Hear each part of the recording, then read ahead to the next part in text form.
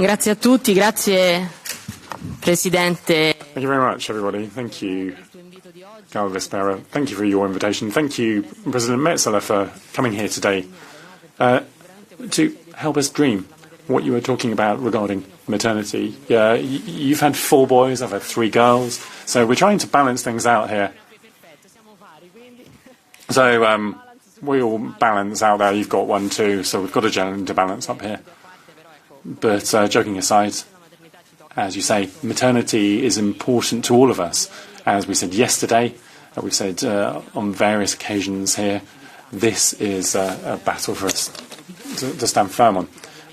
It's important for parliamentarians from all 27 countries to take the opportunity of the approval of this proposal to think within member states.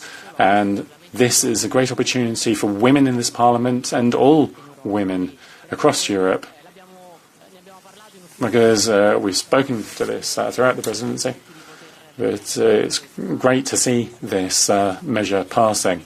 This is the 6th Gender Equality Week. So our colleague Regner was here yesterday, each year alongside the FEMM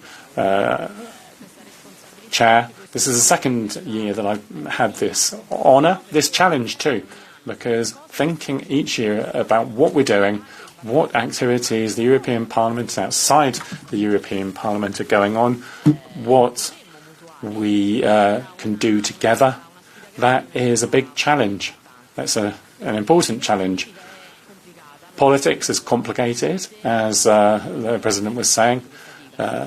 Women in politics have a big task because access conditions are different, care obligations, looking after a family, sometimes your own parents. We're in a demographic challenge where the birth rate is going down, but average age is going up. So sometimes you have to look after older people as well as children, and that often falls upon the shoulders of women. So our responsibility as politicians, first and foremost, is to create the right conditions so that services are equal for everybody, and so that all women can take the opportunity to get into politics. And as we know here, elected representatives here, I would like to thank them for being so present and coming up with so many initiatives. Looking around the room, we've had a lot of initiatives over the last year in terms of promoting empowerment, improving conditions for women within the institutions, and it's clear that sometimes politics needs to seize the opportunity, stepping forward, taking a job in an institution, and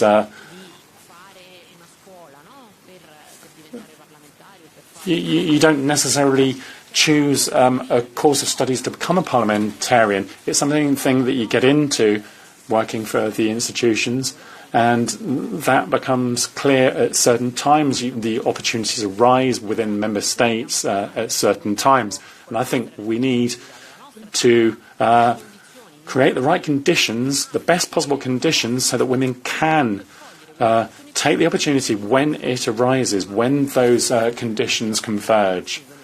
And that's true for our male colleagues as well, because they often take care of families, but there is a gender gap, so we do have that responsibility at the moment that we've talked about it here within the FEMM committee during this week, which is very important, not only so that we can talk together, but so that we can set specific objectives for the future. As the President was saying, this week we wanted to kick off this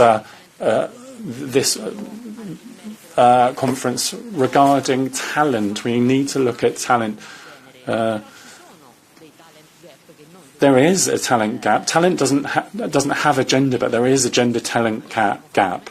We're not on an equal footing. So we had the event yesterday. We had women speaking out that have seen difficulties, and they've had a lot of difficulty to get where they are, and they're now at the top of their professions. And they gave us shivers down our spines in terms of what they've been up against. And We saw into their lives, we saw how things are for them and how they have made a success of things. So that may look like a soft issue,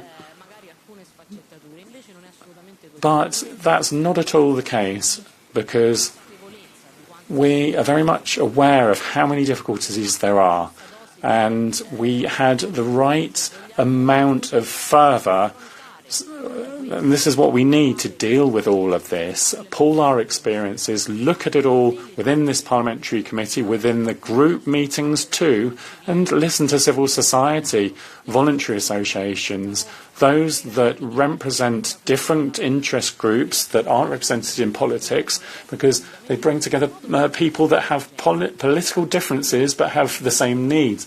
That's important to keep tabs on. Cohesion policy, that's a third of the EU budget, is a key policy in the debate that we will have over the next few months, which will be quite pointed. I think this will be one of the tools that we need to concentrate on, so that people can have the right instruments, so that they can contribute to having the right conditions in member states, so that all of this journey that brings us here with this huge responsibility that we have here today.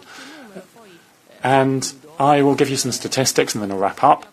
We have a president of the FEMM committee and the president that's a women. We have lots of leaders of political groups in the parliament that are women too. That means that here we have a strong culture, and this afternoon I will be meeting the directors from the European Parliament, heads of unit that are women, and they are over 40% now. So thanks to the gender gap plan set up by the European Parliament, that is an operative measure. We do need data from such schemes so that we can have the right politics, the right policies, and the right instruments, so that it's not just all hot air, but we have real tools.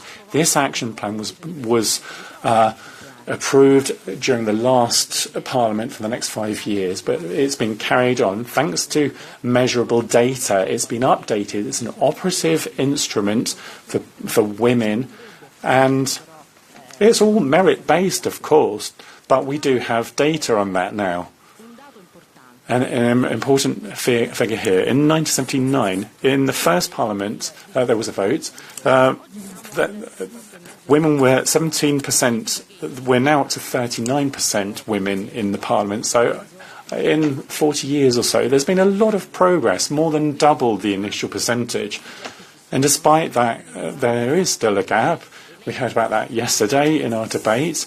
There still is a lot of difficulty, but progress has been made. So I would say to all of you, with your cultures, your dreams, your politics, let's bring that together within the institution. We can't do everything, but there is a lot that we can do, that citizens have given us the role of doing. We might well not need this week in future, because this is part of general culture now. And all of us, we've all worked very hard, making small steps with small-scale activities as well, so that this can come to fruition. So thank you very much for listening. Thank you very much for this invitation. And I'll call upon all of you to work together so that you can bring your own experience, your own strengths, your own creativity within this Parliament and outside as well, on the ground, so that we can say in the institution, despite the differences of views, that we are making progress. What we're doing here merits some reporting outside. Thank you very much for the invitation. Good Gender Equality Week to all of you. Grazie Vicepresidente, grazie Antonella.